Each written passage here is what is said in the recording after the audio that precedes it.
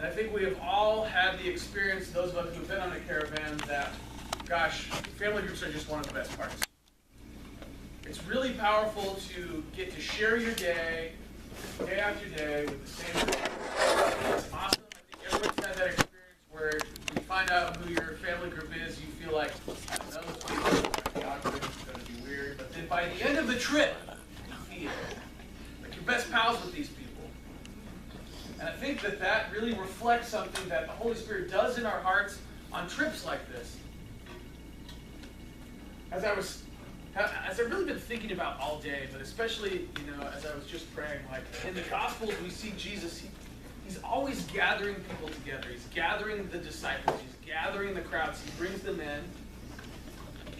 And we always see Satan doing the opposite. He's scattering. He's isolating. And so there's this way that as we give our hearts over to the Holy Spirit, He's always knitting us together. And what is powerful is that, unlike other groups where you have to be good at soccer or maybe a certain nationality or maybe you have to have a certain GPA, everyone is invited to be a part of this group that is the church. There's really nothing like it on the whole planet. That no matter what language, no matter what nationality, no matter how brilliant or not so brilliant you are, you get invited to belong here. Somewhat at Sunnyvale, but also in places just like Sunnyvale Press, all over the planet, people are being gathered, and they're fitting together. And what I love about it, what I've reflected on really, especially as I've announced that I was leaving, is like, across all time and space, somehow God led me here to be with you guys.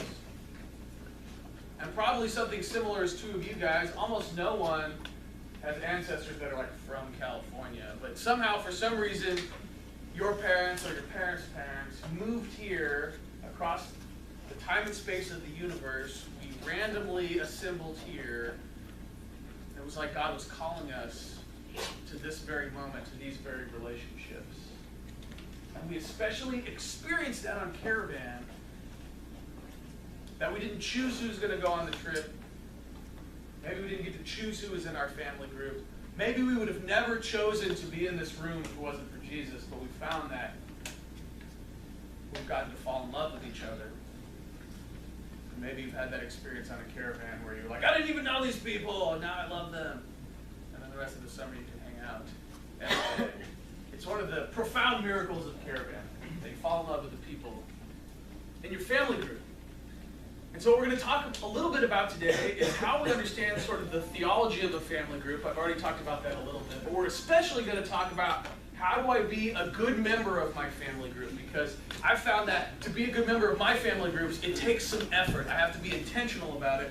There are parts of being in a family group that are hard for me, and there'll be parts that are hard for you, and that's a little bit different. Things that are hard for me maybe aren't the things that are hard for you. The things that are hard for you aren't what's hard for me. But we'll all have something where we need to put a little bit of effort in to be a good family group member. So we're really talking about what does it mean to be a good family group member. But first let's talk about the theology. Why does God do this type of thing? We start with this idea that God is a Trinity. It's this really strange concept, but He exists in community. And when you think about the Trinity, you don't have to understand the math. You have to understand that God is for friendship. The Trinity is maybe best understood as this like really powerful friendship. God is a God of being friends.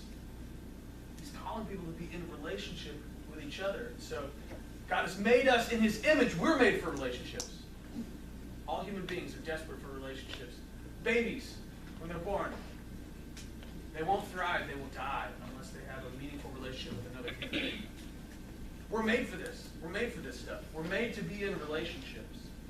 And so it's no surprise that when we see Jesus, God Himself, on the face of this planet, He's talking a lot about relationships. This is what it means to be a family. These are my brothers and sisters. There's a reason that we have all this family language for God, that He is our Father, that we are brothers and sisters together. It's God's way of saying, we've got to always be thinking about our relationships.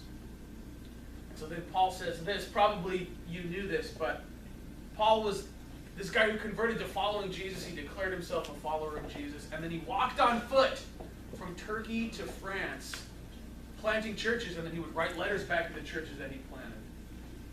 And so in the New Testament, all the letters that we have, many of them are written by this guy Paul back to the churches. So this is from the letter to the Ephesians. And he's explaining what Jesus did, what Jesus is doing through his Holy Spirit. He's doing this. So Jesus came and proclaimed peace to you who were once maybe far off and isolated. And peace to those who were near. For through him, everyone has access to the Holy Spirit. Now this is big news because the people that Paul was writing this letter to are having this argument along racial lines. One racial group is doing this, a different racial group is doing this, and Paul was saying, everyone has access to God through Jesus. So then you are no longer strangers, you're no longer isolated, but you are citizens and also members of the household of God. That when you let the Holy Spirit into your heart, he starts forming you into this family. That anywhere you go on the planet, there will be a church where you can belong. That you've experienced here, that this is a place of belonging. Now, every caravan, there's always one person where, like, I know secretly they do not want to go on the trip, right? Maybe you know that about them too, or maybe, like, at night when you're going to sleep, they'll talk about it. Like, I do not want to be here. But almost every time, that same person, by the end of the trip, finds out that they loved it. Because they're experiencing this, that they're invited to belong in a new way here. They're invited into the family of God, because that's the type of thing that our God does. Our God keeps inviting, keeps plugging us in, keeps sanding off our rough edges so that we fit into this family a little bit better. So you are no longer strangers and aliens, isolated, but instead you're citizens. This is your town, your kingdom, and you are family members of God, built upon the foundation of people who have committed their lives to following Jesus, pastors, apostles, prophets, with Jesus himself as the cornerstone.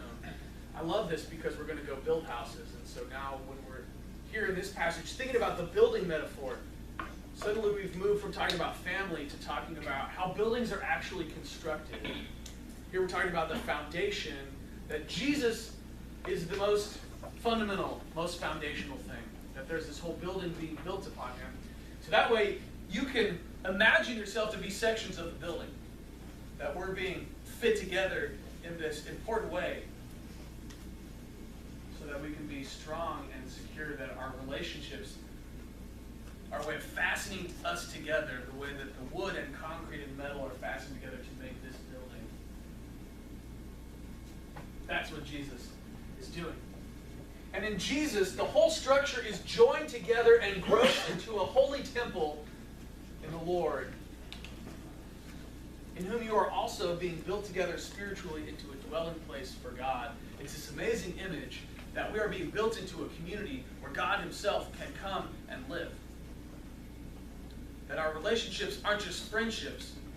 When we talked at Clue about friendship and our friendship series, we said if you've committed your life to following Jesus, you go from we're having a good time together to we are in this together. You make a new and deeper commitment that honors the way that we're being built together like a building. There's a super cheesy song from when I was in youth group. It was like from 1991. You can already imagine how cheesy it is.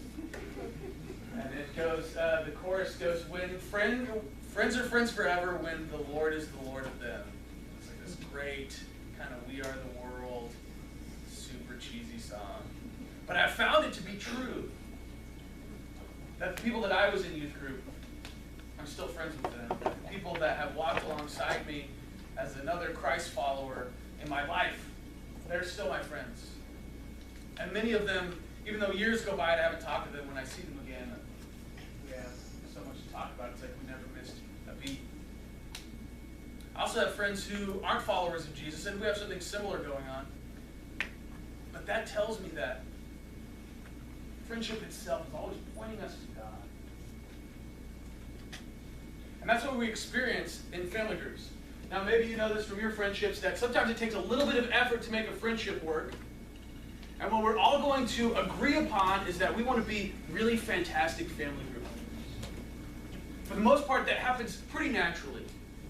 Family groups are such a special, wonderful time that everyone eventually participates well. We've never really had a problem where, like, so-and-so is ruining this family group.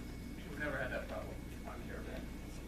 But it helps to talk about, to think about what it takes to be a great family member so that on the trip, when we're tired, when we're hungry, when we're exhausted, we can be intentional about the things that will be required to be a great family group leader. So I asked some students to give me like the pro tips of what makes a good family group leader.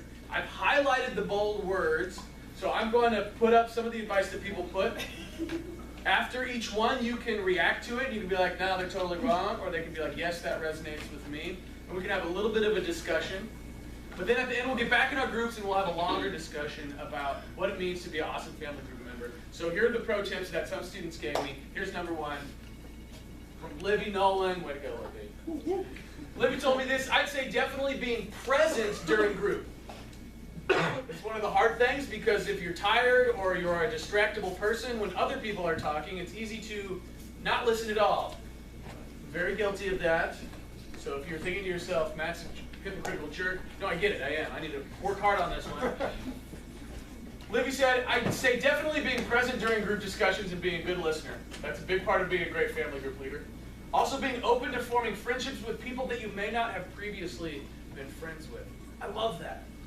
That's what we were talking about earlier, that God is plucking us out of different parts of the universe and fitting us together. That's the type of thing that Jesus is doing.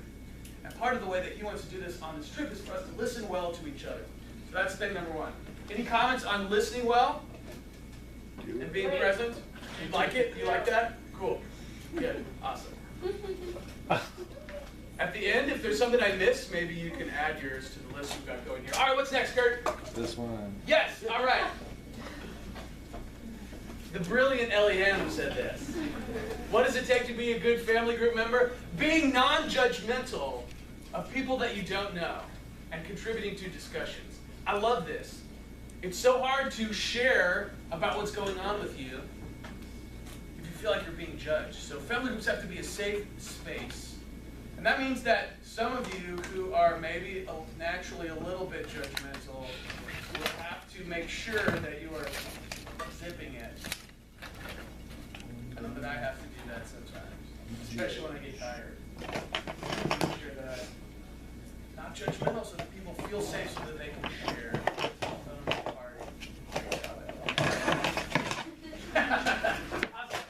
What else?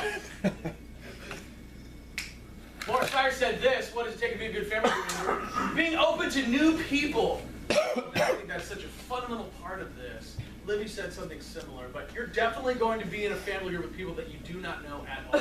And you're going to get the great honor and pleasure of getting to know them and become friends with them, but only if you're open to it. Openness is really a fundamental part of Caravan. And the reason that we mention this is, on Caravan you get way outside of your comfort zone. There are some uncomfortable moments on Caravan. Some of it is being in a group of people that you don't know. Some of it is being tired and having to use a porta potty. Like, there's some deeply uncomfortable parts of Caravan. But if we're intentional about being open to each other, even when we're under stress, then we can form some really powerful friendships. But it's a choice. It's something we have to be intentional about. Being open to what other people are doing and saying, and open to what God is doing and saying. Openness, really important. Great job, Laura. All right, last one. From Nick Klein. It's awesome being surrounded by people who have a positive attitude toward the work we have to do. It's contagious. It's good. Aww. It's good. It's good. So, especially on this trip, we're going to be doing a lot of hard work. And so we have to make this choice to have a really great attitude about it. What that means is it's so much easier to connect with the people on your work team and on your work side if everybody has a great attitude. No one wants to open up and form like a deep friendship with you if you're really grumpy. Now secretly, maybe you already knew this about me, but secretly I'm a super grumpy person. I try to keep it a deep secret, but maybe some of you have experienced my grumpiness. I know Kurt has. Secretly, I'm a really grumpy person, and so I have to make this decision every day when I come to the office. Like, I want to have a positive attitude. It's contagious, and it means that people can make a connection with me, and I can make a connection with them. So these are the 4 things that we came up with on how to be a great family group member. What are other things that are not on this list? So let's review them, and then we will say what's not on this list. It was being a good listener, and being present. Being present, being a good listener, being non-judgmental, being open, and being positive. Fundamental parts of being a great family group member. That will help you have really good discussions and really enjoy time working, doing the physical manual labor stuff. Other stuff that we need to add to this list. Savannah Heath. Be vulnerable. Yeah, that's right. Because it helps other people be able to have a connection with you. Yeah, that's right. Let me ask you a question. Let's come up with a definition for what it means to be vulnerable, or maybe give an example. Like, wow, I was but like sharing your story, like maybe on a more deeper level that you don't tell, like everyone, like not just like face value, but like a little deeper, because it helps other people feel more comfortable sharing their own, and you can get into deeper like relationships and connections because you're like, oh, I had no idea you were going through that. I'm also going through that. Yeah, totally. It could be that you know what it's like having to like put up a wall or wear a mask in your life. And what we're talking about with being vulnerable, this is a really good one, is letting down that wall, letting down some of your guards, and going deeper with people. That's an intentional decision that you have to make. And what's great is on Caravan, you'll be surrounded with other people who are doing the same thing in a really supportive, prayerful way. So it's a really safe space to go deeper, to let the wall down, to take the mask off. Really good one. Okay, so there's 5. Yeah, Mark. Okay, sort of with the vulnerability, respect other people's vulnerability. The reason it works is because you know in a family group that no one's going to try and hurt you because you expose part of yourself, which maybe isn't the case in other parts of life. So like, don't be mean to anyone, don't tease them about it, keep it a secret unless they say you're allowed to tell other people. Yeah, really good. So really family group conversations are like this sacred space. So you have to honor it with this great respect. It's so scary to share deep stuff, and so you have to make sure that you're honoring other people's vulnerability. Yeah, that's really good. Good. 6. Yeah, Nikki. This one's not as deep as like Savannah's and Mark's, but It's okay. It's okay. It's Zero judgment. really important not to complain because we're all in the same boat. You chose to be on this trip. Make it fun. Yep, totally. That's it. Yeah, that's awesome. It Yeah, just it brings everyone down too. totally. Yeah, like positivity is contagious, but so is it. Yeah. Right, that's really good. Yeah, one of the most important things is that positivity, just because it lets everyone have a good time, it lets everyone enjoy it, but a little bit of complaining does tend to ruin it for everybody. So yeah, good. Yeah, Jen. Yeah, so one of the ones that's hard for me is asking for what I need. So sometimes, on route to complaining, where I might be physically in pain or something like that, I need to practice saying, could you give me a hand here? I don't think I can do it without someone helping me, kind of thing. Yeah, that's right. And not just with like physical things. Right. Right? Yeah, Absolutely. Totally. So yeah, that's a good other definition of being vulnerable is like, I need help. Yeah, I hate saying I need help, but I have to do it. Yeah, okay, we got a lot going now. This is good. All right, Maddie, Nick, Elise, Mark. Would it be okay to complain if you really had to go to the bathroom? No, you just have to hold it. There's a difference, I think, between like complaints and requests. That's a little bit of what Jen Hanlon is saying, right? So, if you ask nicely, I'll let you go to the bathroom. Stop complaining. Such a whiner. Yeah, good question. I think like this is one of the sophisticated things that you learn as you start to become adults, is that there's like a really reasonable, okay way to ask for help. We don't like asking for help, so we get frustrated, we get upset, and then it comes out as complaining. So we have to choose to regulate that process. Yeah, good question, Nick! I was just going to like add on to kind of what Savannah said, but like there's a difference between being pushy and like encouraging with stuff, and you have to like learn to like respect people's like, not boundaries, but kind of boundaries. Yeah, totally, Like you don't that's want right. to push them too far and like just not be for anyone. Everyone's heard a judgmental compliment, Yeah. right? Where you're like, I'm trying to encourage you, and so I really think you could do a lot better than this. Great, thanks for that. Awesome, Mark. Okay, sort of adding on to Nikki's, worked out strangely because of the order, but